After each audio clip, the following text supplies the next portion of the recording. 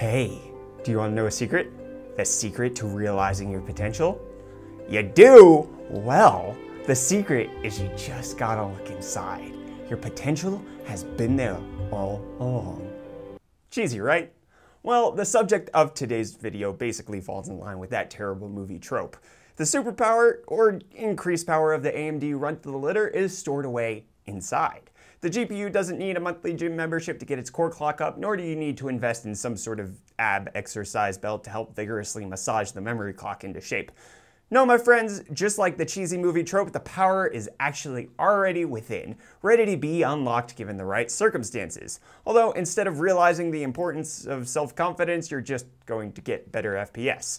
So, armed with both a HIS RX 460 2GB and a PowerColor Red Dragon 2GB from Wootware, the quest to find the hidden potential began. I first heard of this power unlock when HWBot linked to an article by Overclocking.guide. They discovered that nearly 15% of the RX 460's texture mapping units and stream processors are barricaded away. Not only does this website provide a step-by-step guide, they also provide all the files you will need to make this happen, at least for most of the various AMD partner cards. Now, a few things before I chronicle my journey. Number 1, flashing your graphics card VBIOS is risky. If something is faulty, you do something wrong, or a freak accident happens, you can end up with a $100 paperweight, so proceed at your own risk. Number 2, make sure you back up your card's original BIOS using GPU-Z or an alternative program so you have something to revert back to if a pickle strikes. And number 3, how amazing is Wootware that they not only sent over RX 460s for me to review, but also said I could mess around and potentially brick them. Not that Wootware said I could brick them, they just gave me permission to flash the BIOS. You knew what I meant. Anyway, sometimes I just can't believe how good they are to me. All right, moving on. The HIS RX 460 was my card of choice for this little experiment because unlike the PowerColor card, it has a 6-pin power input to potentially allow for greater headroom on the overclocking performance side of things. Or so I thought. The HIS unlocked BIOS is provided by the Overclocking.guide website, although it says untested. Well, I'm to be the one to test it then. Click through and oh, a couple of people have already tested it and said that it doesn't work. Well, my hubris gets the better of me and I assure myself I can do better than random people on the interwebs.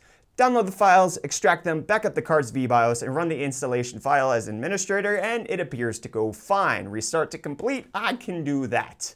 And fiddlesticks, only loads to a black screen after the BIOS page. Pooh. Restart, same story. Dang. Not what I wanted. One more time. Windows recovery options show up. Okay, I know the GPU is at least functioning. Sweet. Tried to boot into Windows and nothing. Sweet mother of monkey milk, this is not how this video is supposed to go. Okay, plan B. Take the HIS card out of the first slot, replace it with the PowerColor card, and put the HIS card in the second slot. That works. Into Windows. Try to launch GPU-Z and the computer locks up. Crud. That was just a fluke, right? Restart, and hey look, Windows works. You know, it's probably that pesky AMD driver. Let me uninstall that. Uninstallation works and allows me to boot, but those GPU-Z settings don't look quite right. I'm supposed to have 64 TMUs, not 128. And the clock speeds aren't displaying. And I can't even test a round of TimeSpy to see if it's stable. Time to install the AMD drivers that are mentioned to be supported on the Overclocking.guide website, Crimson 16.11.5. And another crash. Alright, this must have been what those comments were referring to earlier about how the HIS cards didn't work. I guess I'm not better than random strangers on the internet. That's it, I'm just going to flash it back to its stock VBIOS and use it as my data comparison point for the unlocked PowerColor GPU. See kids, stuff can go wrong when you fiddle with settings that the manufacturers don't intend for you to touch. Moving on over to the PowerColor Red Dragon, it's a remarkably different experience. I downloaded the unlocked BIOS, ran the application, installed the 16.11.5 drivers, and bam! Everything is fully detected and showing up in GPU-Z, and a preliminary round of TimeSpy works. So that's how the flashing was supposed to go. Super simple. Now it's time to get into the heart of the matter. The meat and potatoes. The Captain and Tennille. Benchmarks. Stock settings first with the HIS card at 1220 MHz core and 1750 MHz memory, and the PowerColor card running at 1212 MHz with the same memory clock. Just to make it clear, the unlocked card is running slightly slower than the locked card. All benchmarks were run at 1080p and at basically medium settings for each game. 3D Mark's Time Spy shows a 3% gain on the graphics performance on the Power Color card. In actual games though, Power Color performs 11.1% better in Ashes of the Singularity DX11 and 11.8% better in the DX12 iteration. Deus Ex sees a 5% gain in DX11 and a 7.8% gain in DirectX 12. Gears of War 4 is a 7% jump. Grand Theft Auto 5 sees a 4.1% increase to put the Power Color card over 120 FPS. Hitman is another 7% increase in DX11 and closer to an 8% gain in DX12. Rise of the Tomb Raider brings a nearly 6% gain in DX11 and basically the same in DX12. And lastly, Total War Warhammer hits with 8% gains in DX11 and just under 8% in DX12. An extra 5 to 10% performance for free? That's pretty fantastic.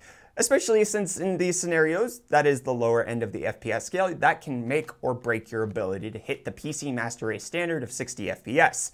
And as far as other aspects of the card, like temps and power draw, the HIS card pulled in a max of 60.4 watts and peaked at 66 degrees Celsius during all of the testing.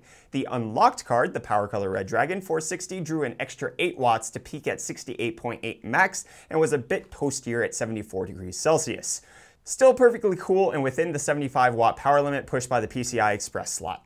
Fantastic! Getting one of the confirmed RX 460s on the Overclocking.Guide's website can mean you have one of the best low-end AMD cards around. But this extra performance has led me to wonder how it stacks up against the lowest-end Green Team setup. Enter Wootware to save the day with a Zotac GTX 1050 2GB GPU for me to test as well. They're just the best! So here's my testing methodology on this. I went with overclocking the RX 460 to 1250 MHz core and 2000 MHz memory to pit it against the 1050 at stock. Why overclock the RX 460 and keep the 1050 at stock, you may ask? Well, first off, it's none of your business. I do what I want. Secondly, I'm trying to make AMD look good. Why won't you let them have their time in the spotlight?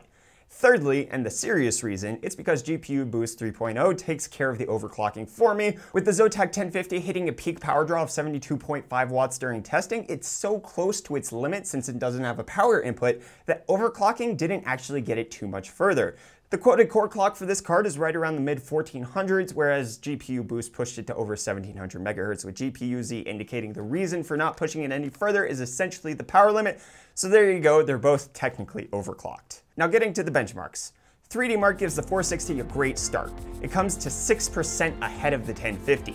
Take that, NVIDIA. That is until I move on to actual games where the 1050 takes the lead on the Power Color card by nearly 3 FPS or 8% in Ashes of the Singularity DX11 and DX12 still showing half an FPS gain. Deus Ex DX11 gives NVIDIA a 1 FPS advantage and DX12 pushes the RX 460 up by nearly 2 FPS. Gears of War 4, an exclusive DirectX 12 game, has the 1050 losing by 4.5 frames, which is even lower than the stock Power Color frame rate. Grand Theft Auto 5 heavily favors the GTX 1050 with it pounding the 460 by 15%. Even overclocking and unlocking can't save AMD here. However, we are talking about over 100 FPS average at this point. Hitman swings the pillars of favor back to the red team with the 1050 again performing worse than the unlocked 460 stock settings in either DirectX setup and losing by 8% in DirectX 11 and 3% in DX12. Rise of the Tomb Raider splits the cards by API with DX11 giving the 1050 a 6% favor and DX12 giving the 460 a 1% favor. Total War shows the prowess of NVIDIA's greatness, with the 1050 giving a 12% drubbing to the 460 in DX11, but only 3.7% in DX12. So the GTX 1050 could be generally stated as being faster, but only by a max of 15% in Grand Theft Auto 5. In general, any GTX 1050 costs more than 15% over what you can get the Power Color RX 460 for. Generally, they can be seen going for $90 on Newegg, but there's a deal right now that makes them $80 with a mail-in rebate. That makes the 1050 at least 20 to 35% more expensive depending on which one you pick up. Here in South Africa, the cheapest 1050 is 18% more expensive than the Power Color 460, which, even if you only play Grand Theft Auto, would mean that the Red Dragon is a better value per average frame rate that you get. Everyone wants to rag on AMD for being worse than NVIDIA, but that's because you're all judgmental, and you can't stop judging books by their covers, or graphics cards by their shrouds. If only you knew how to look on the inside, you would see that maybe AMD could be good enough for you. If only you were capable of having your icy heart thawed, you'd be able to love them. On the real though, this doesn't make the RX 460 always an obvious choice. A 1050 with a power connector should be able to overclock pretty decently above even these levels. Or alternatively, you're scared of bricking your GPU and you won't risk it for the biscuit. Or you only play games that give Nvidia an upper hand because their shady deals happen with the game companies.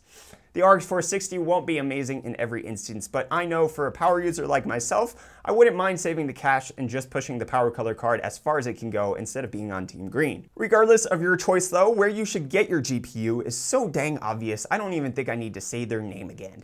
But I'm gonna, cause they're awesome. Wootware should be your go-to retailer if you're in South Africa and debating between Team Red and Team Green, or you're looking to hit up Ryzen or Kaby Lake, or just basically need anything else for your system. Wootware has a tremendous selection, fabulous prices, and a well-trained, friendly customer support staff that's going to make shopping with them a wootiful experience. So if you're in South Africa, head on over to wootware.co.za to begin wooting up your rig. The link will be in the video description. Alright, my dear friends, that is going to wrap it up for today's video. Let me know how you enjoyed today's video with either a like or a dislike depending on your persuasions. Also, feel free to join the conversation down below about whether you would consider unlocking a 460 yourself. Subscribe if you're new around here and you want to stay up to date on all of my tech related content and help me reach 10K subscribers so I can shave. Let me know if you have any suggestions for future videos. I do my best to listen to you about what you want to see. Alright mateys, I'll see you in the next video. Cheers.